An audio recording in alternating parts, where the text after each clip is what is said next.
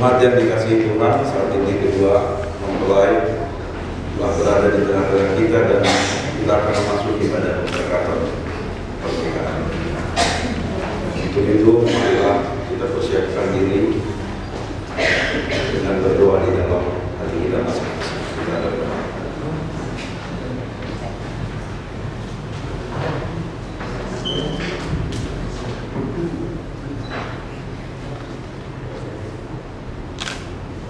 Amin. Kita puji Tuhan. Kita bernyanyi dari nyanyian yang ada di nomor 9. Oh,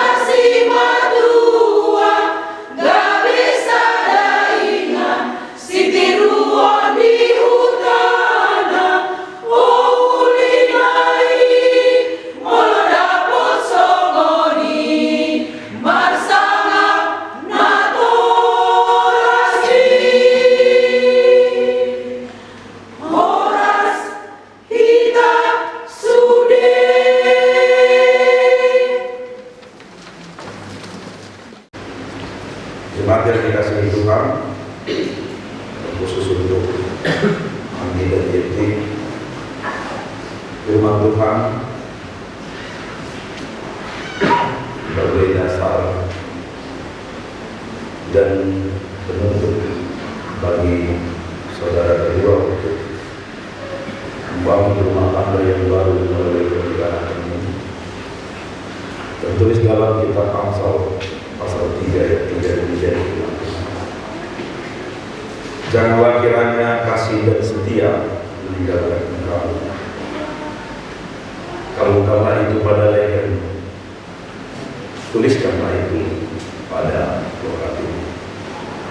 Demikian firman Tuhan. Saudara yang terkasih, seseorang bisa jatuh cinta. Tidak perlu memakan waktu yang cukup lama. Tetapi siapapun bisa jatuh cinta dalam waktu yang begitu singkat.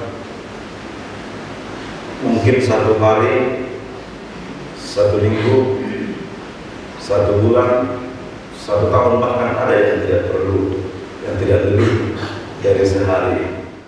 Kalau Andi jatuh cinta ini perlu berapa lama menjadi cinta? 1 bulan. 1 bulan. Itu berapa lama untuk jatuh cinta?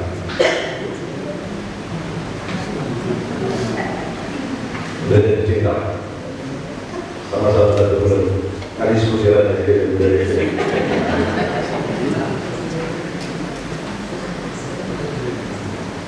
Memang untuk jatuh cinta itu sangat mudah, sangat mudah.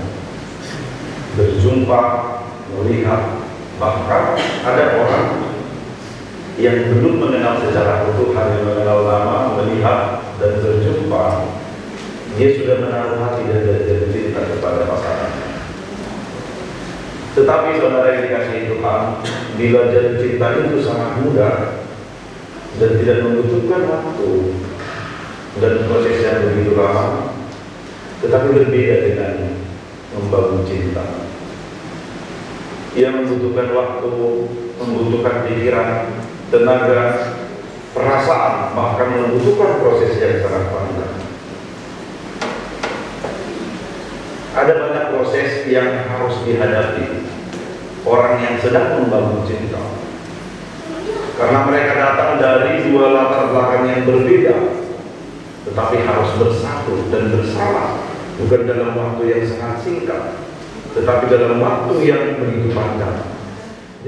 Banyak yang berhasil membangun cinta, tetapi tidak sedikit pula yang gagal dalam membangun cinta, bahkan berakhir pada perselisihan, juga mungkin berakhir pada perceraian. Saudara yang dikasihi Tuhan, umumnya orang yang jatuh cinta yakni yang sedang pacaran. Karena pacaran kan yang berdua kan. Orang yang jatuh cinta atau pacaran rasa-rasanya ingin selalu bertemu. Betul tak? Betul ya. Kalau pacaran itu baru ketemu mau ketemu lagi. Kalau bisa sama terus. Orang pacaran itu sangat menyenangkan dan menasihkan. Ada canda, ada tawa, ada kebahagiaan, sesekali ada tangis, mungkin ada marah. Tetapi ketika orang sedang jatuh cinta, saling menguatkan dan saling menyembuhkan.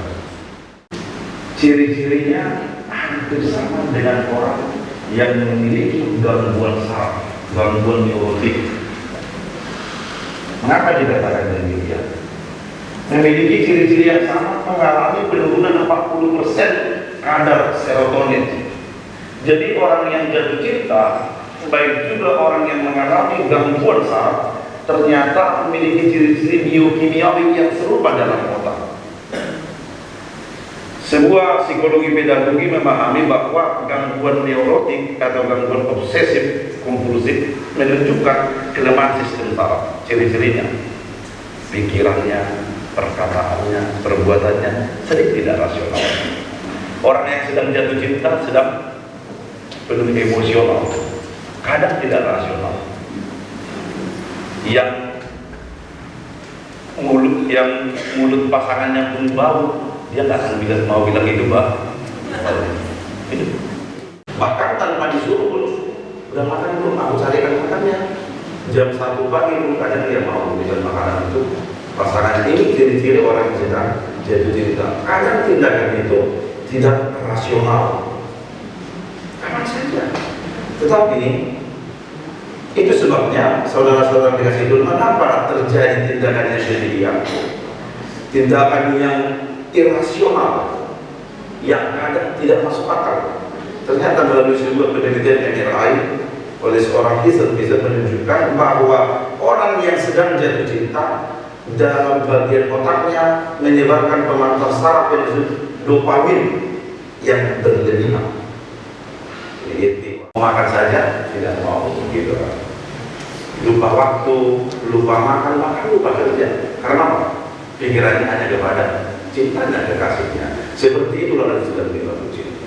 Tetapi yang menjadi perkara adalah bahwa rumah tangga tidak cukup hanya dibangun dengan jatuh cinta. Tetapi yang utama membangun rumah tangga adalah juga membangun cinta. Dalam membangun rumah tangga tidak cukup hanya modal jatuh cinta, tetapi yang paling utama adalah membangun cinta. Sementara membangun cinta itu sulit. Di tengah-tengah realitas rumah tangga nanti semakin hari semakin bertambah tahun dan bulan usia pernikahan itu mulai kelihatan karakter yang satu dengan yang lain. Akan ada pergumulan, akan ada kesulitan, akan ada perbedaan dan lain sebagainya. Dan memang jabatan suami atau istri ini jabatan yang paling aneh, yang tidak prioritas. Biasanya kalau manajer itu jabatannya prioritas. Tidak ada manajer selama-lamanya, kecuali di perusahaannya sendiri.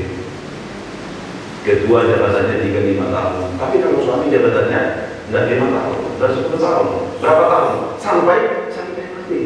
Istrinya juga gitu. Jabatannya terus. Itu sebabnya tantangan dalam rumah tangga itu sangat berat. Kita berjumpa, bahkan sudah berjumpa, berhadapan dengan orang yang sama setiap hari, setiap waktu. Ini dia terus orangnya. Jumpa dengan dia.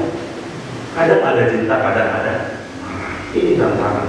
Itu sebabnya yang paling dekat tantangan di tengah-tengah rumah tangga itu adalah satu perusahaan.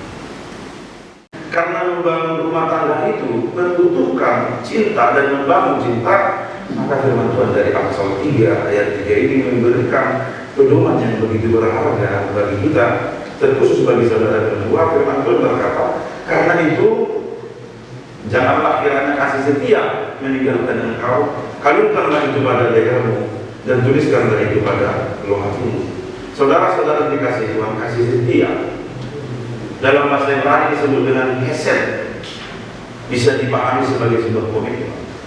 Jadi orang yang sedang berjanji dan membuat sebuah komitmen dalam perjanjian itu disebut dengan hesed.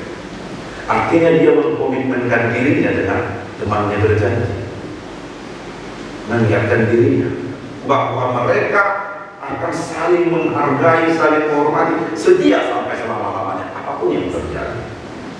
Dan bila firman Tuhan berkata, janganlah kasih dan setia meninggalkan engkau, sehingga kasih dan setia ini menjadi komoditi,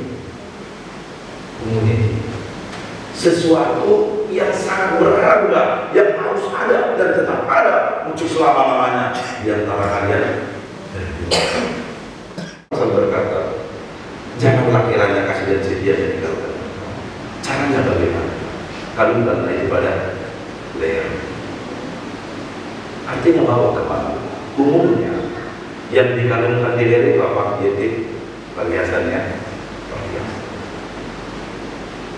Baik, tapi perhiasan ini hanya memberi makna estetika untuk mempercantik dan sifatnya sementara, bisa hilang, bisa rusak, harganya juga cenderung turun.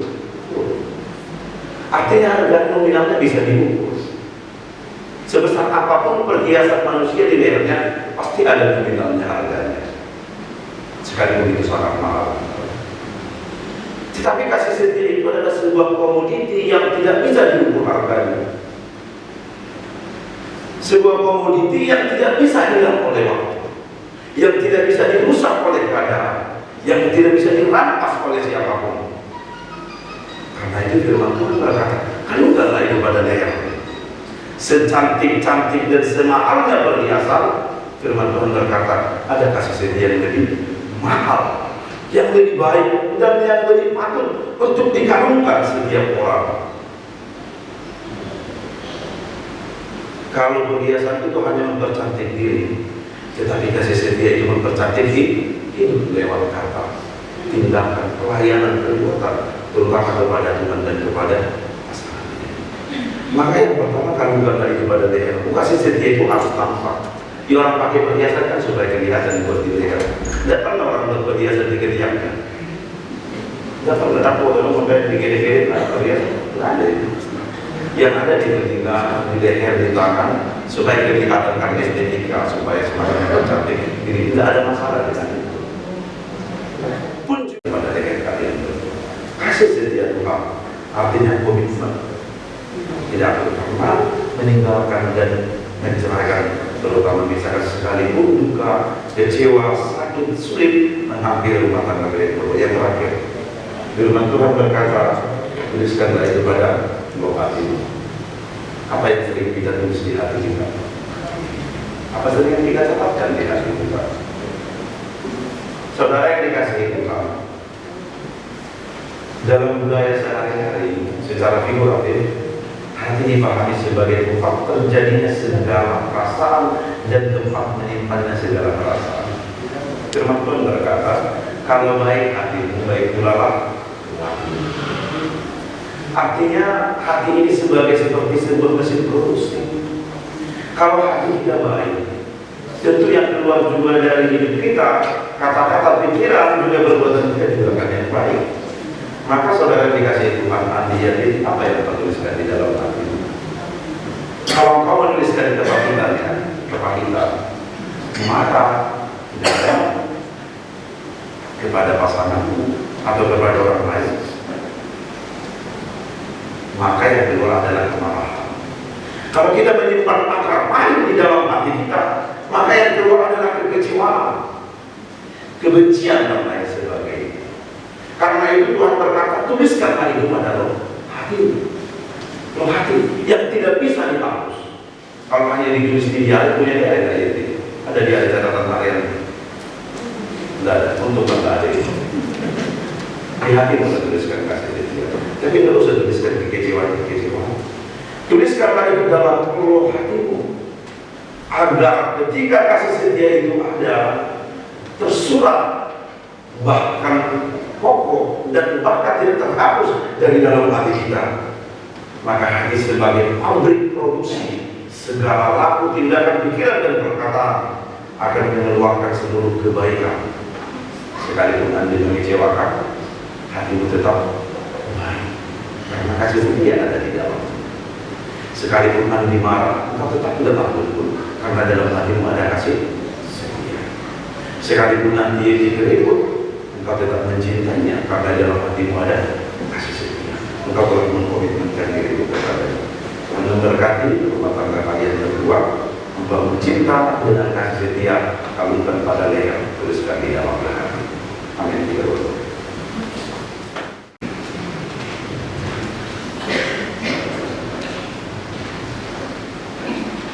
Contohnya ini penyanyian nomor 159.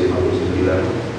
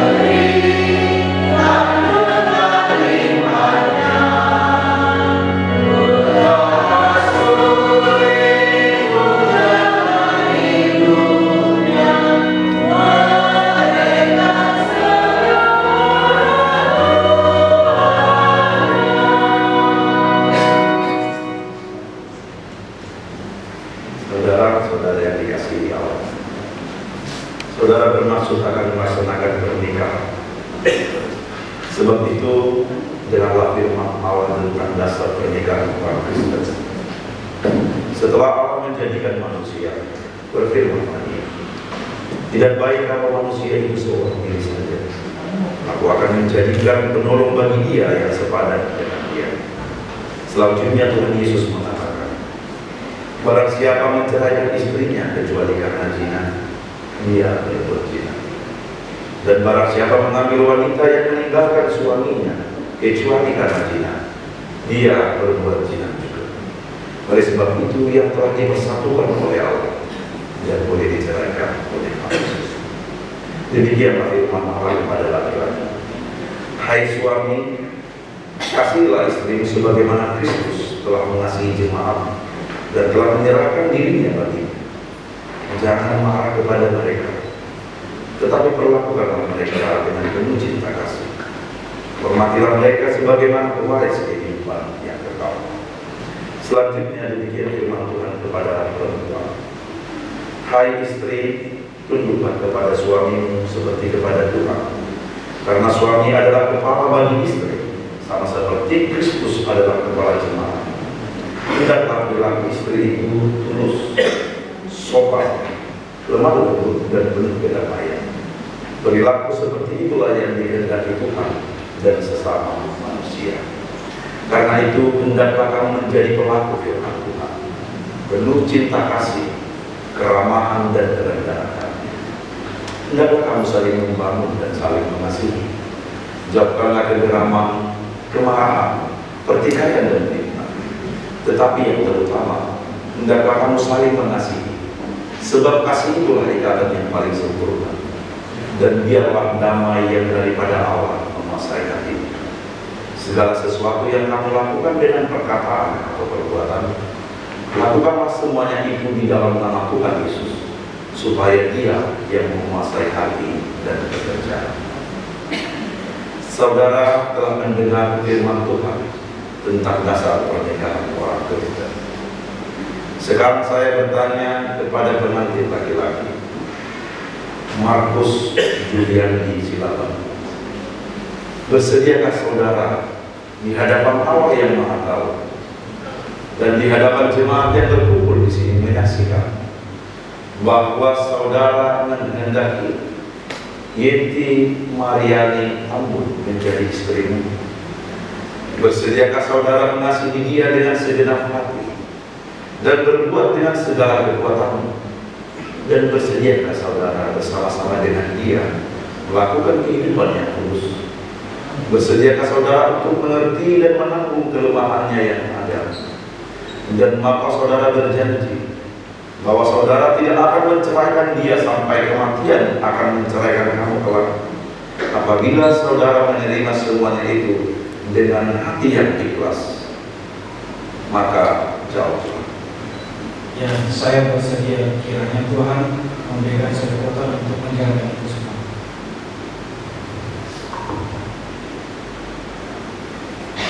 Kini saya bertanya kepada pengantin perempuan Yenti Mariani Tambun yang telah dipilih saudara Markus Juliani, silakan menjadi penanti. Bersediakah saudara di hadapan Allah yang Maha Tahu dan di hadapan jemaat yang berkumpul di sini menyaksikan bahwa saudara menghendaki Markus Juliani silakan menjadi suamimu? Bersediakah saudara mengasihi dia dengan segenap hatimu dan berbuat dengan segala kekuatanmu? Dan bersediakah saudara bersama-sama dengan dia melakukan kehidupan yang tulus? Bersediakah saudara untuk mengerti dia? Dan maukah saudara berjanji bahwa saudara tidak akan menceraikan atau meninggalkan dia sampai kematian akan menceraikan kamu kelak, apabila saudara menerima semuanya itu dengan hati yang ikhlas?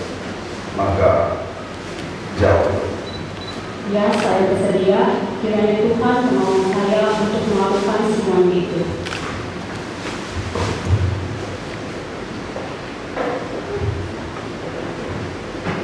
sekarang saya meminta saudara berjabat tangan sebagai tanda perjanjian saudara. Saya adalah hamba Tuhan yang membawa firman-Nya kepadamu. Di dalam nama Allah Bapa dan nama anaknya Tuhan Yesus Kristus dan nama Roh Kudus, saya mengatakan yang telah dipersatukan oleh Tuhan tidak boleh diceraikan oleh manusia. Amin.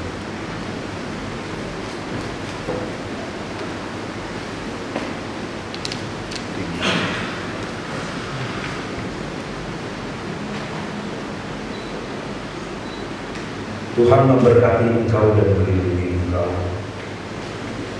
Tuhan menyinari engkau dengan wajah-Nya dan memberi engkau kasih karunia. Tuhan menghadapkan wajah-Nya kepadamu dan memberi engkau damai sejahtera. Amin.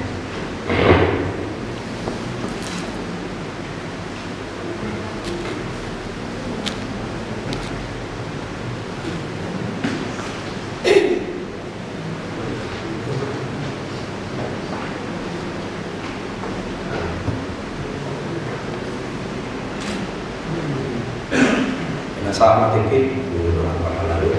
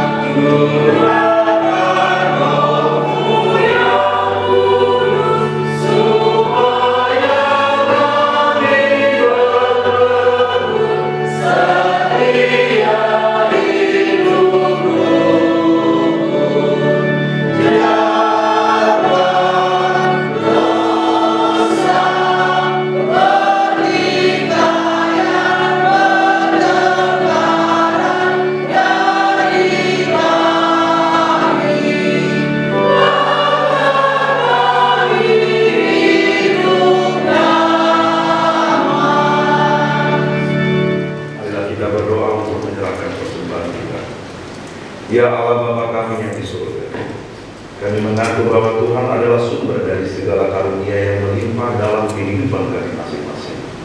Sebahagian daripada karunia itu kami serahkan kembali sebagai persembahan kepada Tuhan. Terimalah dan berkatilah persembahan umat-Mu ini, agar dapat kami pergunakan untuk pekerjaan dan pelayanan kerajaan Tuhan di dunia ini. Bukalah hati kami untuk mengenal betapa banyak berkat dan karunia yang kami peroleh dari Tuhan, supaya kami senantiasa bersyukur kepada-Mu dalam nama Yesus Kristus Tuhan kami. Amin. Marilah kita bersama-sama memohon di dalam doa Bapa. Bapa kami yang di surga, dikuduskanlah nama-Mu, datanglah kerajaan-Mu, jadilah kehendakmu seperti di surga. Berikanlah kami pada hari ini makanan kami secukupnya, dan ampunilah kami kesalahan kami, seperti kami juga telah mengampuni kesalahan kepada kami, dan janganlah membawa kami ke dalam cobaan, tetapi lepaskanlah kami daripada yang jahat, karena Kau yang mempunyai kerajaan dan kuasa dan kemuliaan sampai selama-lamanya. Amin.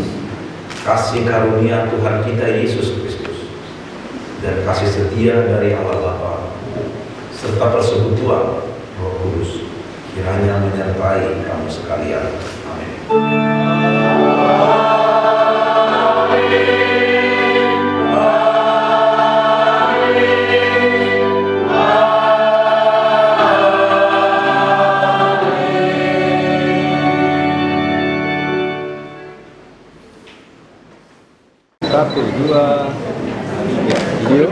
belum.